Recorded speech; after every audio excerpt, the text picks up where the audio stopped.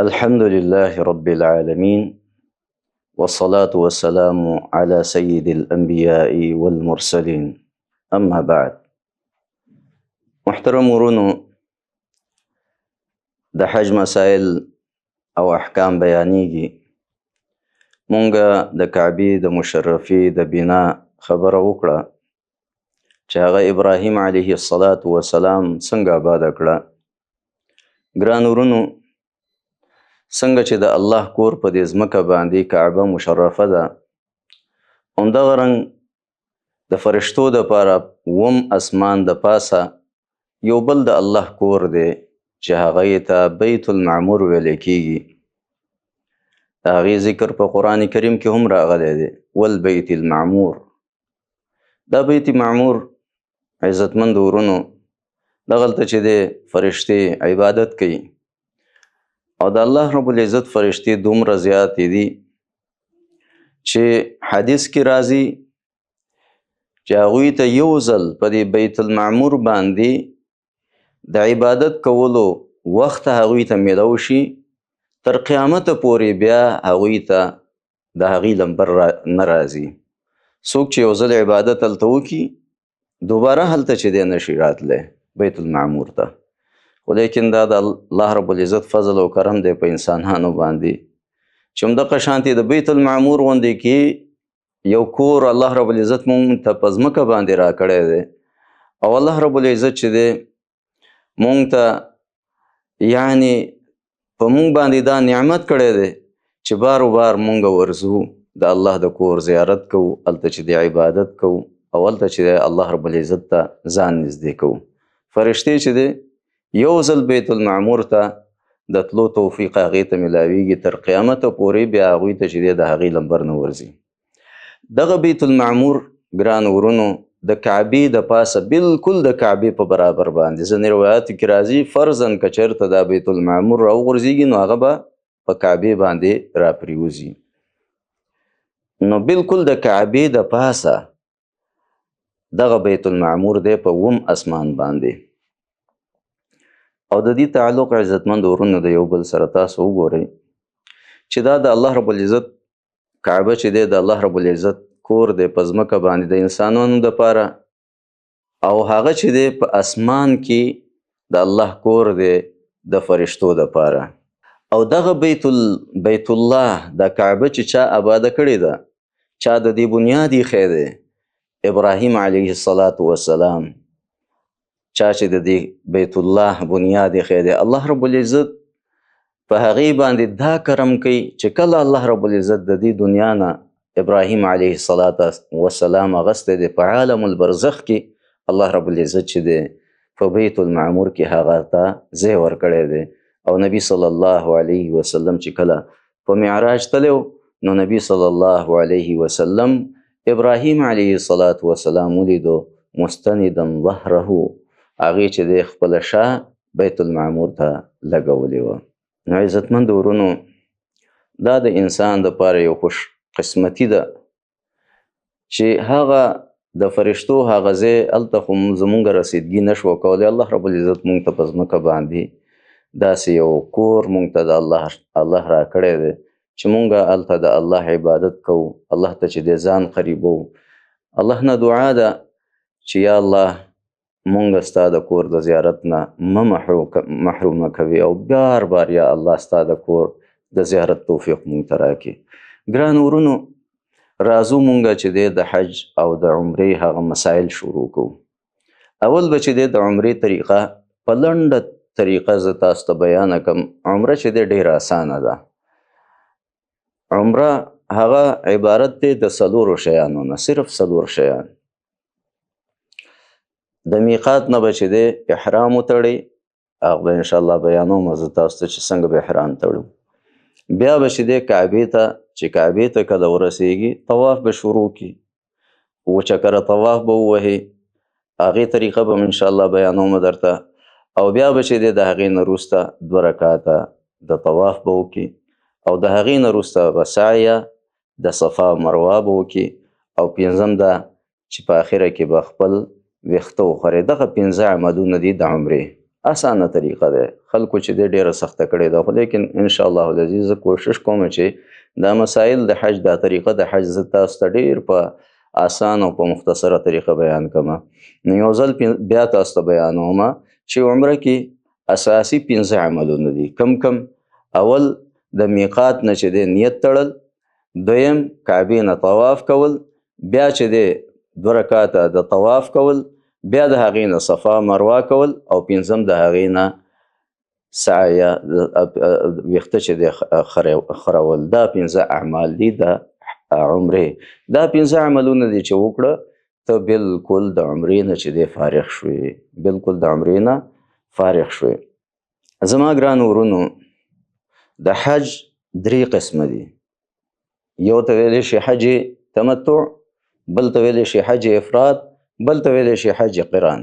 د دې 3 قسمونو انشاءالله زه به تفصیل بیانوم چې حج قران څه ته ویلی شي او څنګه د هغې د څه طریقه ده، د حج افراد څه طریقه ده، د حج تمتع څه طریقه ده. دا ټول به زه انشاءالله په تفصیل سره بیانوم. راځو ګران ورونو، اول دا د عمرې دا طریقه مونږه شروع کړې وه. انسان چې کله د حج دپاره راځي، نو هغه میاشتې د حج مونږ بیان کړي چې هغه کم میاشتې دي. د شوال میاشته، د ذوالقعدې میاشته، د ذوالحجې میاشته، دا 3 میاشتې د حج دي. په دې کې به انسان چې دی د حج او د عمرې نیت به وکړي.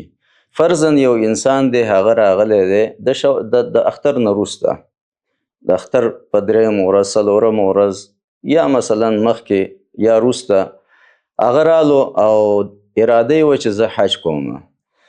نو دا به چې دی څه کوي؟ اول به عمره کوي. صحیح ده؟ نو عمره به وکړي، بیا به چې دی په مکه کې هغه ایثار وي تر 8م د ذوالحجې پورې. مثلا یو انسان دی د شوال په 3م یا 4م ورځ رالو او هغه چې دی د حج اراده یې ده او عمره یې وکړه، نو د دې مطلب دا دی چې دا انسان به څه د پاسه یعنی 2 میاشتې مکمل به انتظار کوي د حج ورځو ته. 8م ذوالقعده، 8م ورځ د ذوالحجې چې کله راله، نو بیا به چې دی د حج نیت وتړي او حج ته به چې دی روان شي.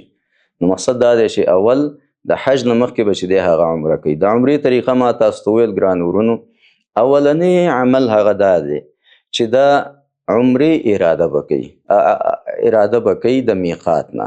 د کوم ځای نه؟ د میقات نه به د عمرې اراده وکړي. دا میقاتونه نبی صلی الله علیه وسلم ښودلي دي. دا کعبې نه ګرد چاپېره ځایونه دي. د هر ځای خلکو دپاره مستقل ځایونه یې ښودلي دي. د هغې نه به چې دی احرام تړي. د هغې نه به مخکې نه راځي تر څو پورې چې هلته ونه درېږي او هلته چې دی خپل د احرام جامې وانه غوندي او هلته نه چې دی د حج نیت ونه کړي. هغې نه مخکې به نشي راتلی. هغې نه چې مخکې راځي، نو هغه به یا خو به د هغه ځای نه واپس راځي هغه ځای ته، د هغه ځای نه به نیت کوي، او که چېرته هغه دې ځای نه تیر شو او نیت یې نه و کړی و، د احرام جامې نه وي اچولې، نو بیا په هغې باندې دم دی، هغه به چې دی ګډ ویزه په مکه کې حلالوي. نو هغه 5 ځایونه عزتمند ورونو زه تاسو ته بیانوم. هغه 5 ځایونه دا دي ګران ورونو. دا مکه ده زما عزتمند ورونو، دا هغه 5 ځایونه دي. دا یلملم دا د یمن د خلکو دپاره دی، او دا چې دی 490 کیلومتره د مکې مکرمې نه لرې دی. یعنی د یمن خلک چې کله په دې ځای باندې راځي، نو دلته به چې دی احرام تړي تر څو پورې دې ځای نه احرام نه وي تړلی، دې ځای نه هغه چې دی مخکې نشي تېرېدی. نو د یمن د خلکو دپاره هغه ځای کوم ځای دی؟ یلملم دی. دلته نه به چې دی هغوی احرام نیت به کوي.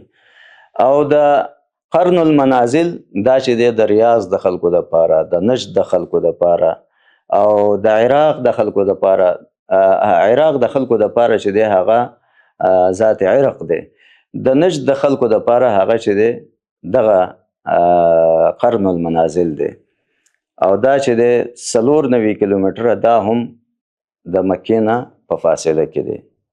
یعنی یلملم د یمن د خلکو میقات او د نجد د خلکو میقات په فاصله کې یو شان دي. 490 کیلومتره فاصله کې چې دی دا دواړه میقاتونه پراته دي.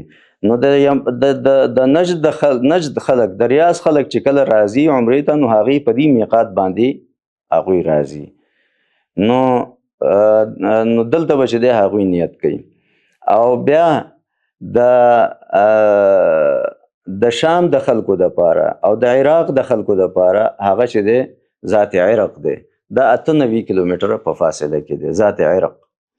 او د مدینې د خلکو دپاره چې دی هغه ذوالحلیفه هغه میقات دی. ټولو نه لرې میقات چې دی هغه د مدینې د خلکو میقات دی چې 440 کیلومتره فاصله کې دی تقریبا. او همدغه رنګ بیا جحفه چې دی دا د شام د خلکو دپاره، د مصر د خلکو دپاره، د مغرب د خلکو دپاره میقات چې دی هغه دغه جحفه ده. نو مقصد دا دی چې څوک د بهر نه راځي، اوس مثال خبره د پاکستان او د افغانستان خلک، د هغوی دپاره 2 میقاتونه دي.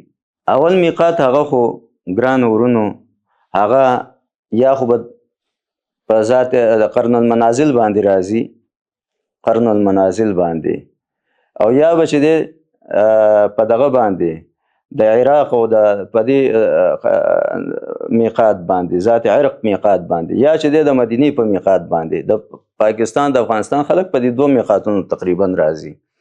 څوک چې مثلا په مدینه کې کوز شي، نو هغوی د مدینې د میقات نه راځي، نو هغوی به احرام تړي. د کوم ځای نه؟ د دې ځای نه به احرام تړي. دلته به احرام وتړي په ذوالحلیفه کې. ذوالحلیفه کې چې دې میقات نه چې نیت وتړلو، نو هغه به بیا روان شي د کعبې په لار باندې. دې ځای نه به نه تېرېږي تر څو پورې چې هغوی دلته نیت نه وي کړی. انشاءالله چې د دې وضاحت وشو. اوس راځو چې دلته په دې میقات کې به انسان کم عملونه کوي. دې میقات کې کم عملونه به انسان کوي. انشاءالله العزیز زما عزتمند ورونو د هغې تفصیل انشاءالله په راتلونکې حلقه کې به تاسو ته بیان شي. صلی الله علی نبینا محمد.